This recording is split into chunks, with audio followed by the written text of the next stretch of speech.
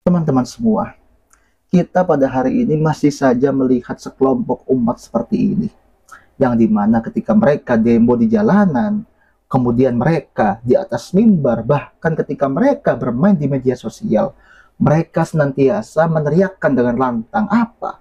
Tegakkan hukum Allah, tegakkan syariat, Indonesia bersyariat, sampai-sampai ekonomi syariah dan bank syariah, yang dimana ujungnya hanya untuk apa? Mensyariahkan Indonesia. Tetapi kalau kita tanyakan kepada mereka, apa itu hukum Allah? Apakah hukum Allah itu berarti ayat-ayat Al-Quran? Tidak, teman-teman semua. Apakah hukum Allah itu berarti as-sunnah? Juga bukan. Lalu apa yang dimaksud hukum Allah oleh mereka? Tidak lebih daripada apa? Tafsir para ulama abad pertengahan. Artinya hukum Allah atau hukum Islam yang mereka agung-agungkan itu tidaklah lahir, tidaklah turun daripada langit, melainkan lahir daripada padang pasir, dari ruang sempit para fuqaha yang hidup dalam struktur kerajaan dan juga kekuasaan. Sehingga nggak heran jika tafsir-tafsir para ulama itu sangat erat kaitannya dengan apa? Budaya, politik, dan kekuasaan. Karena mereka hidup di bawah kekuasaan. Yang menjadi berbahaya ketika tafsir para ulama ini disakralkan melebihi Al-Quranul Karim. Sehingga tafsir ini menjadi apa? KUHP-nya Tuhan. Sehingga kalau kita berbicara tafsir, kalau kita melanggar salah satu tafsir, kita dianggap melanggar hukum Islam. Apakah seperti itu pola pikirnya? Ayo dong cerdas bagi umat Islam. Dan perlu Anda ketahui teman-teman semua, negara yang katanya Islam, yang menerapkan hukum Islam, apakah ada yang maju? Apakah ada yang mereka kaya makmur? Gak ada. Isinya rata-rata apa? Perang, perpecahan. Mengapa demikian? Ya karena mereka menjadikan tafsir itu sebagai hukum. Artinya agama sama dengan hukum. Alhasil mereka saling berperang, berebutkan otoritas kekuasaan agama. Kemudian kita kemarin berbicara daripada Elstim yang digagas oleh Syekh Panji Gumilang, yang dimana Syekh Panji Gumilang tidak lagi membahas agama, tapi hukum, teman-teman semua. Jadi saudara-saudara guru, kalau ada yang bertanya, kok dihilangkan kurikulum agama? Tidak ada, bahkan ditandaskan lebih mendalam lagi, yaitu law. Selama ini diajarkan nggak hukum dalam kurikulum Departemen Agama? Nggak ada. Fikih yang ada itu. Fikih itu paham. Kalau hukum bukan paham. Hukum itu untuk memagari. Untuk memagari supaya tidak terjadi hal-hal yang tidak baik. Wa'mur bil urfi. Karena bagi Syekh Panji Gumilang, agama itu telah selesai kita bicarakan. Dan janganlah kita ini senantiasa mengulang-ulang terus tentang agama. Tetapi mari kita menuju peradaban yang maju, yang dibangun berdasarkan hukum. Maka Elstim ini haruslah diawali dengan hukum. Yang dimana hukum inilah sebagai titik awal peradaban, teman-teman semua. Penasaran atau enggak? Mari kita bahas, teman-teman semua.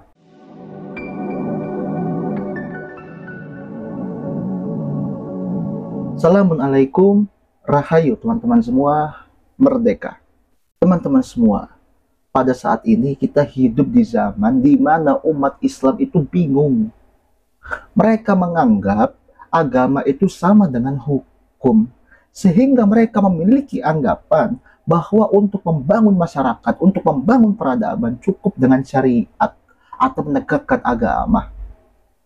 Katanya seperti itu, tetapi faktanya ya bukanlah perdamaian, bukanlah kesejahteraan, tetapi apa? Intoleransi, diskriminasi, intimidasilah yang terjadi ketika peradaban dibangun atas dasar agama, karena mereka memiliki anggapan bahwa agama sama dengan hukum, teman-teman semua.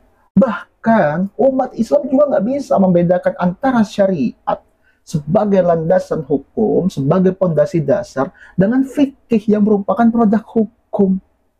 Kerap kali Yang dikatakan syariat oleh mereka itu sejatinya hanyalah fikih yang merupakan produk hukum. Kalau kita berbicara syariat, teman-teman semua, yaitu apa? Adalah Al-Quranul Karim. Dan Al-Quranul Karim hanya sedikit sekali membahas tentang hukum. Lebih banyak dibahas adalah apa? Prinsip-prinsip dasar, prinsip moral dalam membangun masyarakat.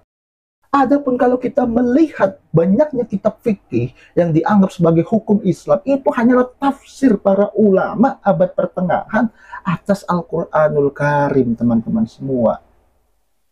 Dan kalau kita mau menghidupkan Al-Quran, maka Al-Quranul Karim ya sebagai syariat itu haruslah kita terjemahkan dalam bahasa hukum.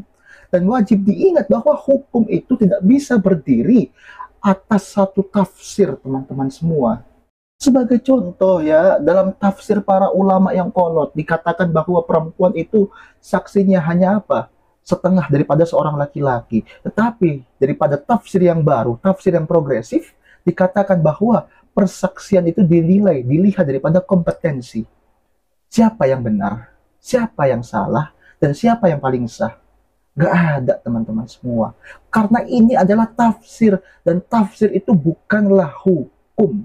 Maka sangat bodoh ya umat Islam itu ketika memaksakan tafsir menjadi satu hukum tersendiri. Hati-hati. Dan apa yang terjadi ketika tafsir dipaksakan menjadi suatu hukum? Perpecahan satu sama lain kok. Sesama umat Islam bertikai, berperang, saling membunuh. Kan begitu. Dan inilah yang akan dilawan oleh Syekh Panji Gumilang.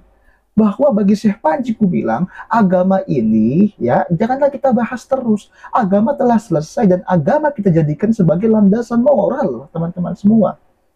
Adapun hukum, hukum inilah yang mampu membangun daripada peradaban. Agama ini mengatur daripada privasi kita antara kita dengan Sang Tuhan. Tapi apa?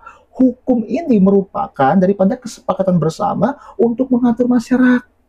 Dan hukum yang dibangun tidak boleh berdasarkan agama, tetapi dia harus berdiri sendiri berdasarkan kesepakatan bersama. Dia itu harus logis, harus rasional, bahkan bisa diuji dengan objektif.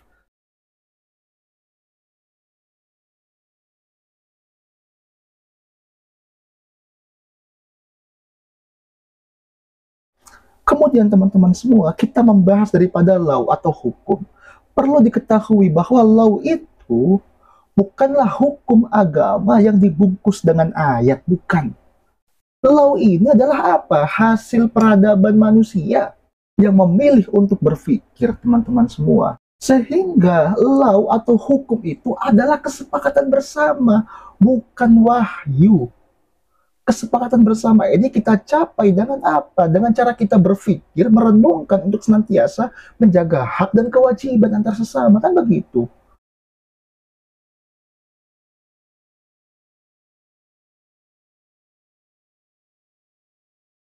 Kemudian teman-teman semua, Syekh Panji Gumilang juga menyadari bahwa hukum di negara kita ini dikuasai oleh para penafsir agama yang haus dengan kekuasaan. Sehingga apa hasilnya teman-teman semua? Diskriminasi, intoleransi, bahkan kekacauan yang ada. Sehingga hukum ini haruslah dibebaskan daripada dalil-dalil agama. Dan hukum ini harus bersih daripada penafsiran agama. Mengapa demikian? Karena kalau hukum masih tunduk pada salah satu agama, maka hukum akan menjadi alat teror manusia. Tetapi kalau hukum itu tunduk pada akal dan keadilan, maka hukum akan membela semua manusia tanpa terkecuali. Kemudian teman-teman semua, kalau kita berbicara law dalam sistem L-STEAM yang digagas oleh Syekh Panji Gumilang, maka law di sini adalah apa? Ruh yang membangun peradaban, bukan hanya hafalan undang-undang. Law di sini bukanlah pasal, tetapi apa? Cara berpikir, cara membangun masyarakat, cara membangun peradaban, bahkan cara menciptakan perdamaian atas nama hukum, teman-teman semua.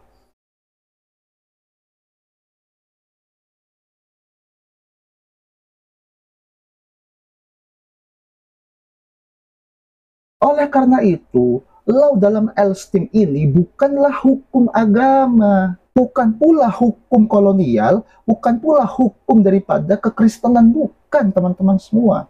Law di sini adalah sintesis daripada seluruh sistem nilai yang ada. Agama kita akui sebagai sumber moralitas, adat kita akui sebagai apa? Kebijaksanaan lokal, kemudian negara sebagai sistem legal formal, dan akal kita sebagai penimbang untuk itu semua.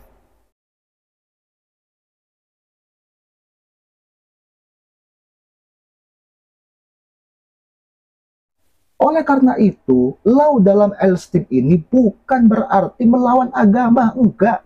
Tetapi menyelamatkan agama daripada monopoli tafsir agama yang sempit. Dan menempatkannya kepada nilai moral yang agung, bukan sebatas alat pemukul, teman-teman semua. Oleh karena itu, janganlah membenci daripada Elstim ini. Kemudian, teman-teman semua, kenapa agama kita katakan bukan daripada hukum, atau agama itu bukanlah hukum? Kita harus melihat, teman-teman semua, bahwa agama itu memiliki klaim kebenaran masing-masing. Jika hukum hanya dibangun daripada agama, maka kelompok yang lain akan memaksakan tafsir mereka. Dan inilah awal daripada kekacauan, teman-teman semua. Maka kita wajib melihat sejarah. Lihat di Eropa ketika gereja mengambil peran sebagai pemegang hukum, sebagai pembuat hukum. Apa yang ada? Revolusi berdarah. Di Timur Tengah pun begitu. Ketika Islam, ya, yang dikatakan sebagai agama ini dijadikan sebagai hukum mutlak, yang ada hanya perpecahan dan pertikaian, teman-teman semua. Dan ketika kita sudah mampu membangun hukum yang berdiri sendiri, ya, tanpa dimonopoli para penafsir agama lain sebagainya, maka inilah peradaban, teman-teman semua. Dan inilah mengapa hukum atau law menjadi awal daripada sistem pendidikan Elstim. Karena peradaban manusia bukan dibangun oleh hafalan hadis atau hafalan ayat, bukan. Tetapi dengan kesepakatan sosial yang rasional. Kemudian teman-teman semua, sebagai akhir kata, selama ini kita sebagai umat manusia kerap kali dibodohi dengan dalil-dalil agama. Diancam oleh tafsir, bahkan kita juga dipermainkan dengan apa? Pakaian-pakaian mereka yang dianggap sebagai simbol keagamaan. Dan kini saatnya kita berhenti, teman-teman semua, daripada berbagai kebodohan semacam itu. Kemudian teman-teman semua, ingatlah bahwa agama itu tidak sama dengan hukum. Agama itu, ya, kerap kali memiliki tafsir. Dan benarkah kita beragama dengan ajaran ilahi, atau jangan-jangan kita beragama hanya karena tafsir seorang ulama? Kan begitu. Oleh karena itu, hukum ini nggak bisa dibangun dengan salah satu tafsir, tetapi harus dengan kesepakatan bersama yang rasional dan bisa diuji secara objektif. Itulah hukum. Dan hukum inilah yang menjadi daripada apa? Titik balik berdirinya peradaban yang mulia.